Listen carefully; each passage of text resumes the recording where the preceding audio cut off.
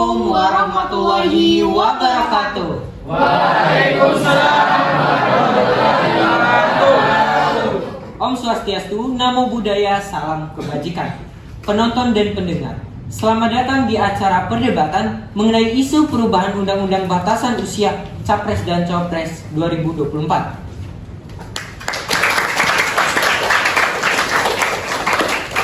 Baik, kami sebagai moderator sebelumnya kami ingin memperkenalkan diri dulu. Perkenalkan, saya Nur Aulia Safitri dan rekan saya Fawaz Zakwan IC. Di sini kami sebagai moderator udah menyusun beberapa segmen. Yang pertama opening, yang kedua penjelasan singkat mengenai isu yang diangkat, yang ketiga penyampaian tata tertib, yang keempat persedebat dan diakhiri dengan closing. Kami berharap debat ini akan berjalan dengan baik. Oleh karenanya, tim pro, tim kontra, dan para pengamat untuk mematuhi tata tertib yang berlaku. Berikut tata tertib yang perlu dipatuhi oleh tim pro dan juga tim kontra. Yang pertama, debat akan dipandu oleh moderator yang telah ditunjuk. Yang kedua, pasangan calon akan diberikan waktu untuk berbicara, tidak dibenarkan memotong pemaparan pasangan tim lain saat tim tersebut sedang berbicara. Ketiga, waktu dimulai ketika juru bicara tim mulai berbicara. Keempat, tidak diperkenalkan memberi pertanyaan maupun pernyataan yang menyerang personal tim lain. Kelima, pertanyaan antar tim harus seputar isu yang diperdebatkan. Dan keenam, moderator akan memberhentikan pemaparan tim ketika waktu yang tersedia telah habis. Baik, seperti yang kita ketahui bersama, isu perubahan Undang-Undang Batasan Usia Capres dan Cawapres untuk pemilu tahun 2024 sedang hangat diperbincangkan belakangan ini. Pasalnya, MK telah memutuskan untuk mengubah salah satu syarat menjadi Capres dan Cawapres, yaitu berusia minimal 40 tahun ditambahkan dengan pernah atau sedang menjabat sebagai kepala daerah. Sosok Gibran pun muncul secara mendadak sebagai pasangan Cawapres dari Pak Prabowo Subianto. Hal ini tentu memberikan kesempatan kepada anak-anak muda Indonesia lainnya untuk bisa ikut berperan di dalam pemerintahan. Tetapi di sisi lain juga menimbulkan kecurigaan bahwa Gibran mendobrak MK untuk kepentingannya menjadi Cawapres. Nah, kepada tim pro, secara umum, alasan apa yang membuat kalian mendukung perubahan undang-undang ini? Waktu 2 menit dimulai ketika Anda berbicara. Baik, terima kasih atas kesempatannya. Kami dari tim pro menyetujui terjadinya perubahan undang-undang mengenai batasan usia Capres dan Cawapres. Seperti yang dijelaskan di pasal 28D ayat 3 Undang-Undang Dasar Negara Republik Indonesia tahun 1945, setiap orang berhak menduduki jabatan di dalam pemerintahan. Yang berarti setiap orang memiliki hak yang sama untuk ikut andil di dalam pemerintahan, baik itu untuk kaum muda maupun kaum tua. Perubahan undang-undang ini bukan pertama kali terjadi. Perubahan undang-undang ini pernah terjadi, yaitu di pasal 169 UU Pemilu nomor 7 tahun 2017 di poin Q menjelaskan bahwa batas usia Capres dan Cawapres berusia paling rendah 40 tahun. Pasal ini menggantikan pasal sebelumnya, yaitu di pasal 5 Undang-Undang Republik Indonesia nomor 42 tahun 2008 tentang pemilihan umum presiden dan wakil presiden. Di poin O menjelaskan bahwa batas usia Capres dan Cawapres berusia sekurang-kurangnya 35 tahun. Jadi perubahan undang-undang ini sah-sah saja secara hukum. Putusan MK nomor 90 tahun 2023 menjelaskan persyaratan menjadi calon presiden dan wakil presiden adalah berusia paling rendah 40 tahun atau pernah atau sedang menduduki jabatan yang dipilih melalui pemilihan umum, termasuk pemilihan kepala daerah. Dengan adanya perubahan undang-undang ini membuka peluang yang selebar-lebarnya untuk generasi muda Indonesia ikut andil di dalam pemerintah. Terima kasih. Baik, jadi dari tim pro telah menunjukkan bahwa beberapa undang-undang sudah mengatur bahwa setiap orang itu memiliki kesempatan, memiliki hak yang sama untuk bisa terlibat dan menjadi subjek di dalam pemerintahan. Bagaimana tanggapan dari tim kontra? Waktu 2 menit diberikan ketika Anda berbicara. Terima kasih moderator. Jadi, sanggahan yang mengatakan bahwa memberikan kesempatan kepada para pemuda, masalahnya mengapa keputusan ini mendadak? Sehingga ini menimbulkan kontroversi yang dimana pengelolaan keputusan MK UU 90 PUU ini untuk kepentingan politik, yang dimana ini hanya mementingkan salah satu pihak saja, yaitu kepentingan dari Gibran Raka Buming Raka, putra dari Presiden Joko Widodo. Seolah-olah ibaratnya gini, terdapat sebuah gerbang yang terkunci. Kemudian keputusan MK berupa tetapan nomor 90 PUU ini adalah kunci dari gerbang tersebut. sehingga gerbang tersebut terbuka dan disambut langsung oleh karpet merah. Sespesial itulah tetapan MKUU 90 ini. Apalagi didukung dengan adanya yang memutuskan keputusan ini adalah Ketua MK yaitu Anwar Usman, adik ipar dari Joko Widodo, yang dimana adik ipar dari Joko Widodo ini paman dari Gibran Raka Buming Raka. Sehingga itu meningkatkan kecurigaan bahwa keputusan itu dilakukan untuk kepentingan politik. Oleh karena itu, kami dari tim kontra tidak menyetujui adanya keputusan tersebut. Terima kasih. Tim pro dan juga tim kontra udah memberikan pendapat yang sangat-sangat luar biasa. Tim kontra menyatakan bahwa keputusan ini merupakan keputusan yang sangat mendadak yang dimana memunculkan kecurigaan masyarakat Indonesia terhadap usia Cawapres Indonesia 2024. Baik, bagaimana tanggapan dari tim pro mengenai hal tersebut? Waktu 1 menit dimulai ketika Anda berbicara. Baik, terima kasih moderator. Izinkan saya untuk menyanggah. Memang benar bahwa keputusan Mahkamah Konstitusi bersifat mendadak. Namun, bukankah dikatakan bahwa keputusan Mahkamah Konstitusi sudah menegaskan bahwa usia tidak dapat mengukur tingkat kemampuan serta kualitas seseorang dalam memimpin?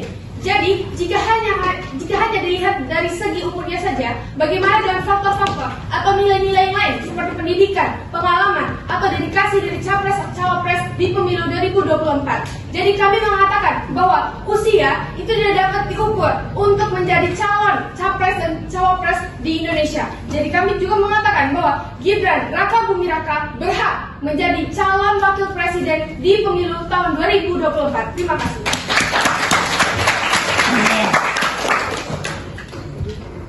Wah, menarik sekali ya kita ya, di mana tim pro mengatakan bahwa usia itu bukan menjadi patokan utama dalam kesiapan seseorang memimpin suatu negara. Ya, betul Bagaimana tanggapan dari tim kontra mengenai hal tersebut? Waktu 1 menit dimulai kita berbicara.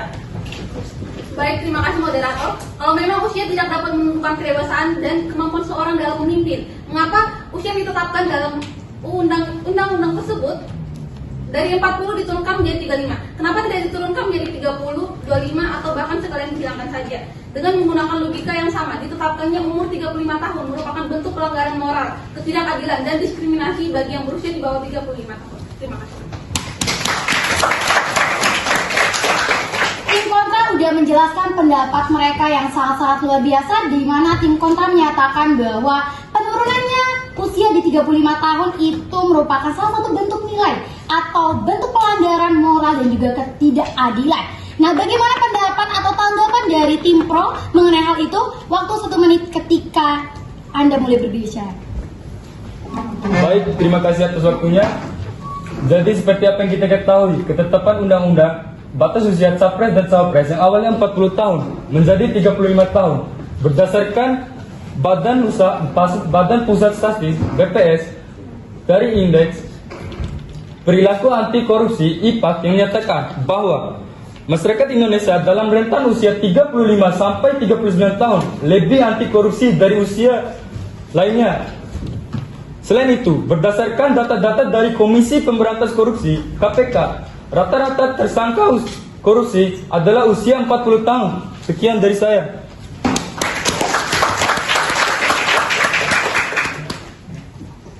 Baik, pernyataan yang menarik dari tim pro bahwa ada indeks, ada survei yang menunjukkan bahwa rentan usia 35 sampai 39 tahun itu merupakan rentan usia yang paling rendah tingkat korupsinya. Nah, tentu ini menjadi pertanyaan nih. Emang seberapa layak sih Gibran itu menjadi cawapres dengan umurnya yang masih 36 tahun? Kepada tim pro, dipersilakan waktu 1 menit dimulai ketika ada berbicara. Baik, terima kasih atas waktunya. Sebagaimana yang kita ketahui bahwa Gibran adalah orang top 1 sebagai politisi muda yang menjabat sebagai wali kota Solo. Dan itu nama Gibran sendiri tidak lepas dari statusnya sebagai anak dari Presiden Negeri Republik Indonesia, di mana ia pastinya sudah belajar mengenai mengarahkan cara memimpin negara Indonesia untuk kedepannya. Sekian, terima kasih.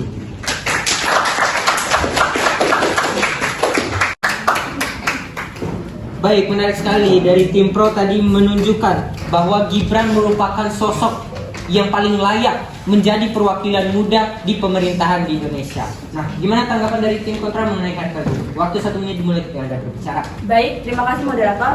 Bukankah itu menjadi kecurigaan untuk masyarakat bahwa perubahan tetapan undang-undang mengenai batasan usia ini dilaksanakan untuk kepentingan politik, dan juga banyaknya masyarakat yang berpendapat bahwa perubahan undang-undang yang dilakukan MK ada sangkut pautnya dengan kekeluargaan, di mana ketua MK tersebut merupakan pamannya Gibran. Terima kasih. Oke, tanggapan yang sangat-sangat luar biasa dari tim kontra. Tim kontra menyatakan bahwa perubahan undang-undang mengenai batas usia itu hanya diperuntukkan untuk kepentingan politik saja. Baik, bagaimana tanggapan dari tim pro atas hal tersebut? Waktu 1 menit ketika Anda mulai berbicara. Baik, terima kasih atas waktu yang telah diberikan oleh moderator. Memang apabila perubahan undang-undang yang telah dilakukan oleh Mahkamah Konstitusi, bahkan sekarang telah digadang-gadang berubah menjadi Mahkamah Keluarga, sehingga ketika Gibran ini baru masuk ke dalam dunia politik, akan membuat politik yang ada di Indonesia itu menjadi dinasti politik. Lantas, bagaimana dengan persyaratan lainnya yang telah dijelaskan oleh teman saya sebelumnya, di mana Gibran ini memiliki potensi sehingga dia menyetujui dalam pencalonan dan mendampingi paslon Pak Prabowo Subianto. Di mana, namun hal tersebut kembali lagi yang nantinya di mana Mahkamah Konstitusi ini bukanlah yang menetapkan siapa yang nantinya akan menjadi presiden dan wakil presiden menggantikan Jokowi Dodo. Tetapi rakyatlah yang menentukan siapa yang nantinya akan menjadi presiden dan wakil presiden selanjutnya. Terima kasih.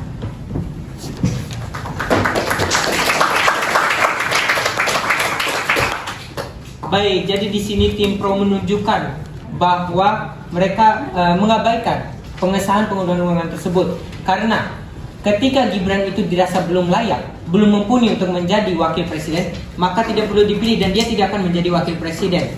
Tetapi tentu pengesahan undang-undang secara mendesak ini bukan masalah sepele kita ya. Iya, betul. Sehingga bahkan putusan ini pun berakibat pada Ketua MK yaitu Anwar Usman sampai dicopot dari jabatannya. Nah, bagaimana pendapat kontra mengenai hal tersebut? Waktu 1 menit dimulai ketika Anda berbicara. Oke, terima kasih atas kesempatannya.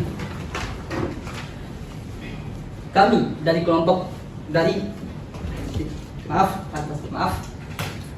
kami dapat dipastikan bahwa Anwar Usman, adik ipar Jokowi, ikut serta dalam perubahan undang-undang karena dia orang yang bertanggung jawab dalam perubahan undang-undang tersebut. Sehingga sangat berbahaya jika Mahkamah Konstitusi berubah atas dasar kepentingan. Maka putusan yang baru disahkan disebut-sebut memperlihatkan bagaimana Mahkamah Konstitusi sangat dipengaruhi oleh politik. Terima kasih.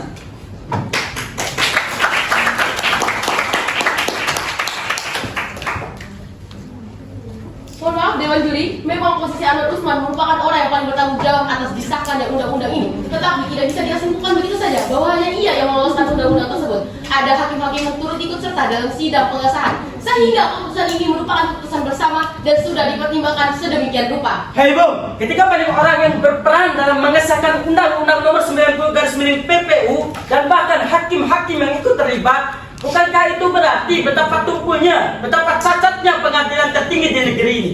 MK merupakan pengadilan tertinggi di negara Indonesia dan dapat ditembus untuk kepentingan orang-orang tertentu. Yang menarik, diungkapkan oleh Dr. King Faisal Sulaiman lebih lanjut bahwa keputusan ini justru menimbulkan kegalauan hakim Mahkamah Konstitusi yang berbeda pendapat. Hakim MK yang lain saja merasa dikibuli Bung atau ragu terhadap keputusannya. Ini pertanyaannya, hakim saja tidak percaya dengan keputusannya sendiri, apalagi publik. Ini yang Anda maksud dengan keputusan bersama, Bung. Lantas apa bukti konkret yang ada? Bukti, jika memang kalian meminta bukti, sudah ada. Ketua MK yaitu Anwar Usman sudah dicopot dari jabatannya. Kalian yakin dia dicopot dari keputusannya? Oke, terima kasih.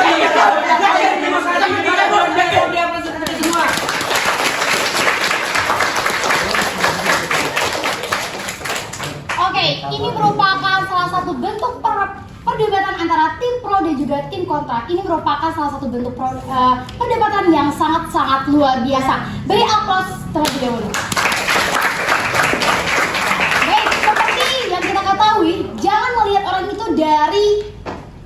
dari penyampaian. Tapi yang harus kita tekankan di sini dalam perdebatan itu yang tidak harus kita lihat itu dari benar atau salahnya. Yang harus kita lihat itu bagaimana cara mereka itu mengeluarkan pendapat-pendapat mereka tentang isu yang sangat-sangat hangat di sekarang ini.